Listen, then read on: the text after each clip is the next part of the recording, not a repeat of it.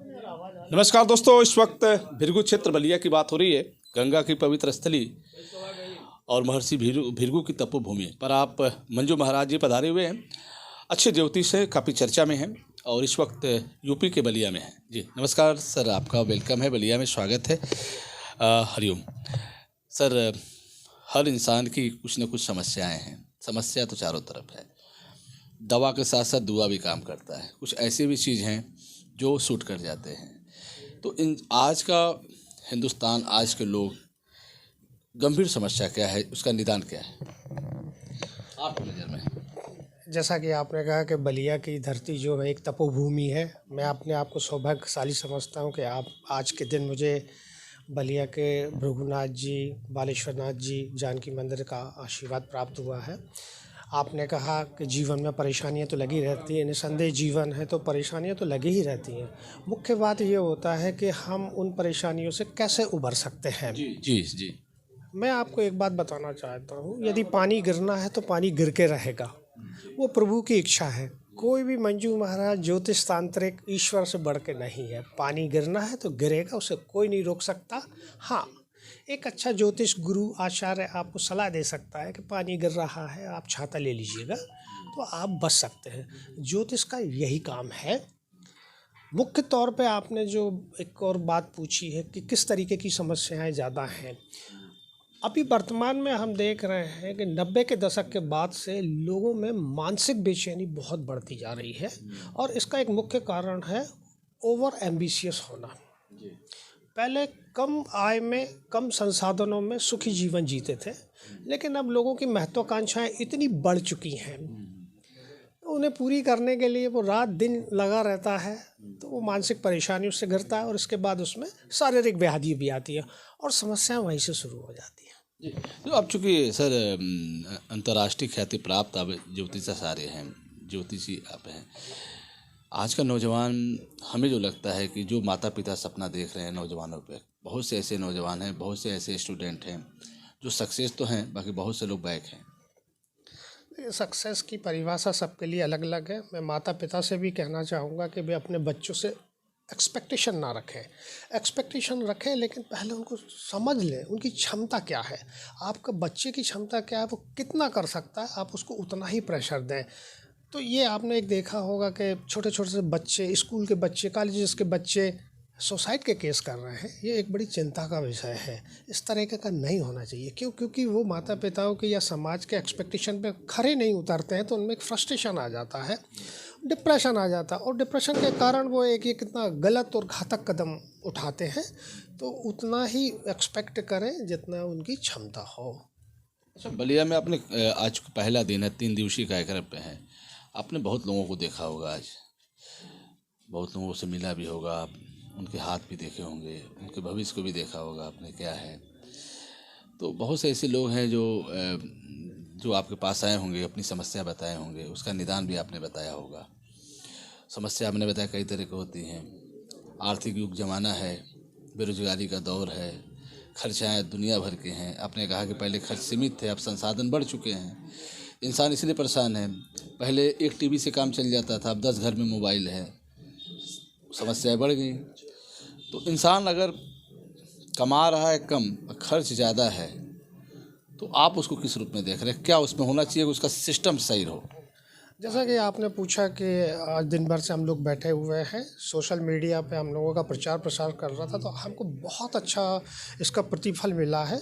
करीब करीब मुझे लगता है 40-50 के लगभग आज हमारे पास क्लाइंट आए हैं और सभी को हम संतुष्ट कर पाए, वो संतुष्ट होकर गए हैं और उन्होंने हमारी बात ध्यान से सुनी है। दूसरा आपने पूछा है कि इनकम आय और समस्याओं के बारे में, तो हमारे मध्य प्रदेश में बुंदेलखंड में एक कहावत है कि इनकम कम और खर्चा ज़्यादा, ये लक्षण है मितव्य के, और कुव्वत कम और गुस्सा ज़्यादा, ये लक्षण है पिटवे के। आदमी को अपनी औकात के हिसाब से अपनी चादर फैलाए तो संतुष्ट रहेगा और सुखी जीवन में रहेगा। अभी ये इतने लोगों आपने देखा, किस तरह की ज़्यादा समस्याएं आपको मिली? इंसान किस तरह के, क्या चाहता है वो?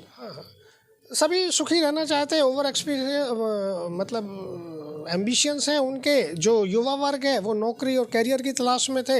कुछ हमारे पास में बुज़ुर्ग लोग आए हैं, वो अपने पारिवारिक समस्याओं को लेकर के आए, स्वास्थ्य को लेकर के भी आए। कुछ बच्चियाँ थी वो अपने वैवाहिक समस्याओं को लेकर के आए थे। तो सभी जैसा जैसा वर्ग था, जैसी जैसी परेशानियाँ थी, सभी प्रकार के वो हम लोगों ने डिस्कस किया है और उसको दूर करने का प्रयास किया। कोई ऐसा कोई सिंगल ऐसी कोई प्रॉब्लम नहीं थी कि जिसकी बलिया में ज़्यादा बहुते आते कि सब यहाँ पर कैरियर की प्रॉब्लम है। उम्र के हिसाब से सबकी अपनी अपनी प्रॉब्लम अलग रही हैं। नहीं, ज्योतिष को भी लोग भगवान के रूप में देखते हैं कि जो कहेंगे वो सत्य हो जाएगा। इससे बड़ा विश्वास के साथ लोग आते हैं। जिससे डॉक्टर से लोग ज़्यादा विश्वास करके जाते हैं, डॉक्टर साहब के पास जाएंगे तो हमारी समस्या का समाधान हो जाएगी, हम रोग से मुक्त हो जाएंगे। ज्योतिष के पास जाएंगे तो कुछ अच्छी चीज़ बताएंगे, अगर हम उसको फॉलो करेंगे तो हम आगे बढ़ जाएंगे। हाँ, देखिए ये श्रद्धा का विषय है। हमारे पास में जो भी लोग आता है तो निस्संदेह वो तकलीफ़ या परेशानी में रहता है। तो ये हमें भी समझना होता है, ज्योतिष को भी समझना होगा कि हाँ, एक सामने वाला हमारे पास एक एक्सपेक्टेशन लेकर आया है तो हम अपने उसमें खरे उतरें। जो ईमानदारी से प्रयास हो सकता है हम उसको दूर करने का प्रयास करते हैं, अन्यथा हम हाथ जोड़ लेते हैं कि क्षमा चाहते हैं, हम आपकी कोई मदद नहीं कर सकते हैं। श्रद्धा का विषय है, ऊपर वाले पे भरोसा करें और मेहनत कभी भी बेकार नहीं जाती। अच्छा, चूँकि भृगु क्षेत्र में है, भृगु क्षेत्र एक धार्मिक क्षेत्र है। यहाँ पे भारत के पूर्व प्रधानमंत्री चंद्रशेखर जी भी रहे हैं, बड़े बड़े मंगल पांडे की बात करें, क्रांति के क्षेत्र में, राजनीति के क्षेत्र में हमेशा बलिया। तो आप जहाँ भी रहे होंगे बलिया का नाम तो ऐसे ही आप सुनते रहे होंगे। ये पहला अवसर है, इसके पहले कभी आना हुआ है आपका? ये मेरा पहला अवसर है और मैं बहुत सौभाग्यशाली समझ रहा हूँ कि आज मैं बलिया जैसी तपोभूमि, पवित्र भूमि में यहाँ पर बैठा हुआ हूँ। प्रधानमंत्री जी रहे और जैसा कि आपने बताया, और आज मैं विभिन्न मंदिरों में गया, वहाँ का आशीर्वाद रहा और विशेषकर मुझे बलिया की जनता का इतना प्रेम स्नेह मिला है, मैं उसका हृदय से बहुत आभारी हूँ। मैं सर एक आखिरी सवाल है, चूँकि बलिया से जुड़ा है, आप भी एक ज्योतिष हैं, अब सौभाग्य की बलिया में हैं, थोड़ा सा हट के बात हो रही है राजनीति से, कुछ भविष्यवाणी भी होती है, वो शायद आप न करें, लेकिन कुछ शब्द मुंह से निकल जाते हैं, सत्य भी हो जाते हैं।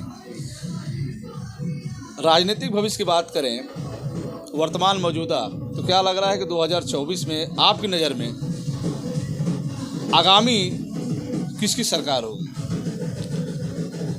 भारत में सरकार बन चुकी है, राम राजा की सरकार बन चुकी है, अब और क्या कहना बाकी है। अच्छा, पहले के सनातन धर्म में आज के सनातन में कुछ अंतर दिखा, कुछ उत्साह दिखा? हाँ, देखिए सनातन धर्म में प्रोग्रेस हुई है, उसके प्रति लोगों का विश्वास बढ़ा है और विज्ञान ने भी स्वीकार किया है कि सनातन धर्म ही सर्वोच्च है। उम्र के हिसाब से सर, राम जन्मभूमि को लेकर एक बड़ा आंदोलन हुआ, उस आंदोलन में बहुत लोग शहीद भी हो गए, कह ली तो अपने प्राणों की आहुति दे दी। आज के डेट में 22 जनवरी को वहाँ मंदिर भी खड़ा हो गया, भगवान राम विराजमान भी हो गए, प्राण प्रतिष्ठा भी हो गए। तो आप भी सोचे होंगे उस अवसर के दिन, तो क्या दर्शन वगैरह करने का अवसर मिला? अजी मैं आपको क्या बताऊं, ये मंदिर निर्माण के कुछ दिन पहले ही मैं अकबरपुर में था और वहाँ पर मेरा इवेंट था।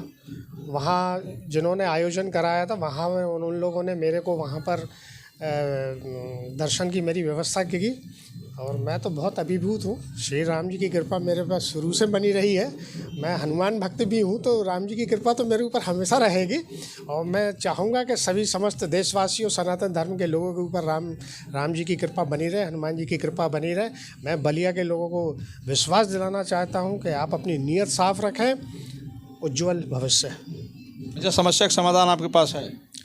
हिंदू धर्म में हर समस्या का समाधान है, बस उसको फॉलो करने की जरूरत है। फॉलो करने की ज़रूरत है, श्रद्धा की ज़रूरत है, विश्वास की ज़रूरत है।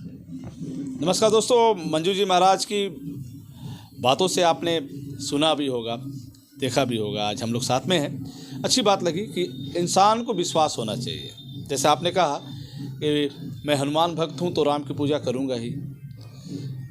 आप मंजू जी महाराज के पास आएंगे तो एक विश्वास के साथ आएंगे और विश्वास पे खरे उतरने की व्यवस्था खुद आपके पास है। सिर्फ विश्वास करना है और विश्वास अगर आपके अंदर है तो हर चीज़ आप जीत सकते हैं। चाहे हो आप बीमारी से ग्रसित हों, अगर विश्वास कायम है तो आप बीमारी से मुक्त हो सकते हैं, स्वस्थ हो सकते हैं। यदि अपने विचारों से बहुत बड़ा काम करना चाहते हैं तो वो भी कर सकते हैं, जैसा कि आपने कहा। बस मन शुद्ध हो, विचार शुद्ध हो और आपका जो लक्ष्य हो कंप्लीट हो, परफेक्ट हो। तो सर बलिया वासियों के लिए आखिरी क्या संदेश रहेगा? मैं बलिया वासियों से यही कहना चाहूँगा कि आप अपनी मेहनत पे भरोसा रखें, क्योंकि ये एस्ट्रोलॉजी का क्षेत्र एक ऐसा क्षेत्र है कि इसमें लुटेरे ज़्यादा हैं। आपको ज़रूरत है सही गुरुजी, सही आचार्य को पहचानने की। उसके ऊपर आप पूरी श्रद्धा रखें और उसको फॉलो अप करें। निसंदेह आप अपने जीवन में सर्वोच्च उन्नति कर पाएंगे। चलिए बहुत बहुत धन्यवाद। फिर हम आपसे जुड़ेंगे, तब तक लेते हैं जुड़े रहें बलिया आज से। मैं रोशन जायसवाल, नमस्कार।